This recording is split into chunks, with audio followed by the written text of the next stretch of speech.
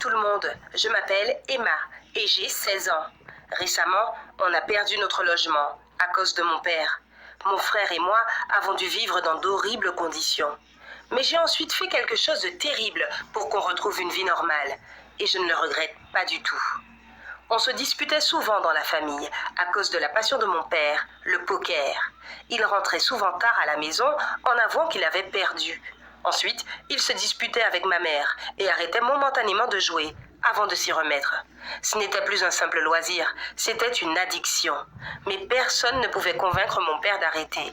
Ni moi, ni ma mère, ni même mon petit frère de 5 ans qui avait besoin de son attention. Il se moquait de tout. On n'avait pas beaucoup d'argent, alors ma mère devait travailler très dur. Dès que j'ai eu 16 ans, je me suis trouvé un job étudiant pour gagner un peu d'argent de poche et aider ma famille. En fait, j'ai passé mes années de lycée, les meilleures de la vie, à travailler au lieu de faire la fête avec mes amis ou de sortir avec des garçons. Mais il y avait quand même parfois de bons moments. Du fait de la passion de mon père, il était fort en maths et en probabilité. Du coup, j'avais toujours 20 sur 20 parce qu'il prenait le temps de me faire réviser. Et il m'a appris à lire les émotions sur les visages. C'était quelque chose d'utile, pas seulement au poker. Je comprenais presque toujours quand mes camarades me mentaient ou qu'ils me cachaient quelque chose. Voilà, c'était notre quotidien. Quelques moments de bonheur entourés du poker. C'est à un moment particulier qu'on a compris que la passion de mon père avait dépassé les limites de l'acceptable. Ma mère travaillait jusqu'à tard et j'étais aussi au travail. Donc, mon père devait rentrer s'occuper de mon petit frère. Mais quand je suis rentrée à la maison ce soir-là, il n'y était pas. J'ai appelé mon père, mais il avait éteint son téléphone.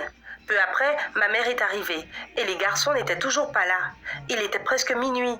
On était sur le point d'appeler la police quand on a enfin entendu le bruit de la voiture. C'était mon père, avec mon petit frère endormi dans ses bras. Mon père l'avait emmené à une partie de poker. Incroyable! Il était fou! Un enfant de 5 ans assis dans une cave au milieu d'hommes en train de fumer et de boire. Ils auraient même pu lui faire du mal. Mon père avait perdu la tête. Ils se sont beaucoup disputés, lui et ma mère, et il a arrêté le poker pendant un long moment. Mais on ne se débarrasse pas si facilement d'une addiction. Un jour, il est rentré d'une partie, et ce qu'il nous a dit nous a glacé le sang. Il avait perdu notre maison. Il a essayé de se justifier en disant que c'était très risqué, mais qu'il était sûr de gagner. Mais visiblement, son pari n'a pas fonctionné. Je ne savais pas quoi faire. J'ai regardé ma mère et j'ai attendu qu'elle dise quelque chose. Je pensais qu'ils allaient encore se disputer, mais ça a été encore pire. Ma mère a commencé à crier, comme jamais, tellement fort qu'elle a perdu sa voix. Elle s'est tout de suite sentie mal, elle avait du mal à respirer. J'ai appelé une ambulance et ils ont emmené ma mère à l'hôpital. Elle faisait une dépression à cause d'un excès de stress. On n'avait jamais eu autant de problèmes d'un coup. Ma mère était à l'hôpital, je ne pouvais pas rester avec elle parce que je devais m'occuper de mon petit frère et mon père faisait nos bagages parce qu'on devait quitter la maison. À partir de ce moment-là, on a habité un tout petit appartement et je devais m'occuper de tout. La cuisine, le ménage, mon petit frère. Il pleurait tout le temps parce que notre mère lui manquait, mais elle n'était pas prête de sortir de l'hôpital. Elle était devenue insomniaque et complètement neurotique après sa dépression et les médecins avaient besoin de la surveiller. De notre côté, les choses empiraient. Mon père de jouer. Il rentrait tard tous les soirs, ivre et sans nous dire combien il avait encore perdu. Mais il n'arrêtait pas de dire « Je vais bientôt tout regagner, je vais récupérer notre maison ». Mais je n'y croyais pas. En plus, il n'était jamais allé voir ma mère à l'hôpital. J'étais presque sûre qu'il se moquait de nous tous. D'ailleurs, j'ai vite été convaincue de cela. Comme j'étais la seule à m'occuper de mon frère, j'ai dû quitter mon travail.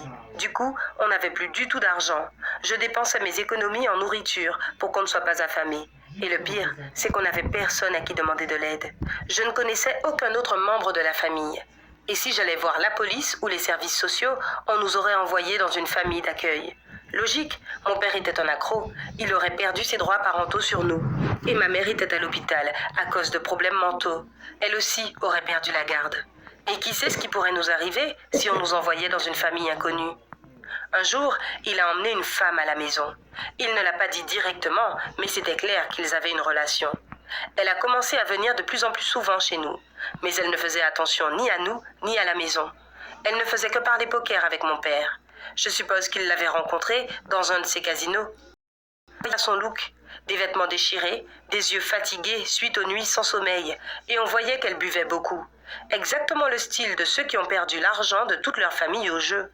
Je savais que je ne pouvais rien attendre d'elle. J'avais déjà appris à quel point les jeux d'argent étaient dangereux. Et pas seulement parce que tu peux perdre de l'argent, plutôt parce que la plupart des joueurs sont des criminels, prêts à tout pour l'argent. Le genre de personnes dont il vaut mieux rester éloigné. Malheureusement, mon père était entré à pieds joints dans leur bourbier. Une semaine plus tard, il est rentré à la maison en panique totale. Il nous a dit de vite ranger nos affaires, car on devait partir. On est monté dans la voiture sans savoir où nous allions. Quand mon père s'est enfin calmé, il nous a dit qu'il avait encore perdu, mais que cette fois, ce n'était pas de l'argent qu'il avait perdu. À l'heure où il parlait, il y avait certainement des gens en route vers chez nous, et Dieu sait ce qu'il nous ferait. Oh là là! Heureusement, mon frère et n'avait pas tout entendu. C'était horrible. Mon père s'enfonçait dans la dette et l'addiction, et il nous tirait avec lui. Je n'avais pas la force de porter tout ça, et je me suis mise à pleurer en espérant que ma mère guérirait vite et qu'elle réglerait ça. On a fini par arriver devant une maison inconnue. Mon père nous a dit qu'on y resterait. C'était la maison de sa copine. La vie y était abominable. Il n'y avait pas de chambre pour un enfant, et on s'est retrouvés dans un grenier avec mon frère. On a essayé de ranger un peu le bazar pour faire quelque chose qui ressemblait à une chambre, mais c'était compliqué. 2 matelas, une lampe de bureau et une petite fenêtre qui ne laissait même pas passer la lumière. J'essayais de voir le positif, mais franchement, je n'en trouvais pas. On était tout seuls, 2 enfants à qui personne ne faisait attention. À côté de ça, mon père et sa copine buvaient tout le temps. Le soir, beaucoup de personnes bizarres venaient les rejoindre et ils jouaient au poker jusqu'au matin. Ensuite, mon père dormait toute la journée et puis tout recommençait. Et je devais nettoyer tous les dégâts causés par ces soirées pour que mon frère n'en voie rien. Durant ces quelques semaines, je n'ai pu voir ma mère que 2 ou 3 fois. Les médecins ont dit qu'elle avait besoin de bonnes nouvelles pour la motiver, mais je n'en avais pas. Je pouvais à peine m'arrêter de pleurer pour lui raconter l'horreur dans laquelle on vivait. Je ne savais plus quoi faire. Heureusement, la chance était de notre côté. Un soir, pendant une énième soirée de poker, tout le monde criait assez fort. Les cris et la musique ont duré toute la nuit. Le matin, j'avais peur de descendre et de voir les dégâts. Et si quelque chose de terrible avait eu lieu? J'ai surmonté ma peur et je suis descendue. La maison était remplie de bouteilles, de tessons de verre et de déchets. On aurait dit qu'ils n'avaient pas seulement joué, mais qu'ils avaient eu une soirée mouvementée. J'ai enfin vu mon père, endormi, ronflant sur le canapé. J'ai voulu le réveiller, mais c'est là que je l'ai vu. Un sac à dos plein d'argent à côté de lui. Et ce que j'ai fait par la suite était instinctif. Je ne m'en suis rendu compte qu'1 heure plus tard. J'ai pris le sac à dos et je suis allée chercher mon frère. On a encore une fois rassemblé nos affaires et on est parti, loin de cet enfer, avant que quelqu'un ne se réveille. Je me suis dit que mon père penserait que c'est un de ses invités qui avait pris son sac à dos. Tous ceux qu'il côtoyait ressemblaient bien à des voleurs. On est allé à l'hôpital de ma mère. Elle allait de mieux en mieux et on avait de bonnes nouvelles pour elle. Avec cet argent, on pouvait racheter notre maison et repartir de zéro, sans notre père qui nous pourrissait la vie. En apprenant ça, ma mère a guéri encore plus vite. Quand elle est sortie de l'hôpital, on a commencé à chercher une nouvelle maison. Maman préférait déménager dans une autre ville, et j'étais bien d'accord. Je voulais tout oublier du dernier mois cauchemardesque que je venais de passer. Je n'ai vu mon père qu'une seule fois depuis, et il ne m'a parlé que d'argent. Il m'a demandé si je l'avais pris, mais je lui ai menti, droit dans les yeux. Je sais que c'est mal de voler, et que je n'aurais pas dû le faire, mais je ne le regrette pas. Il mérite d'être puni après tous les tracas qu'il nous a causés. Finalement, il a réussi à tout regagner, mais c'était trop tard. Il a tout perdu pour avoir cet argent. Sa famille et ses proches ne peuvent pas se gagner lors d'une partie de poker. Merci d'avoir regardé. Est-ce que toi ou tes parents avaient déjà été accros à quelque chose? Comment vous en êtes-vous sortis? Dis-moi dans les commentaires et partage cette histoire avec tes amis.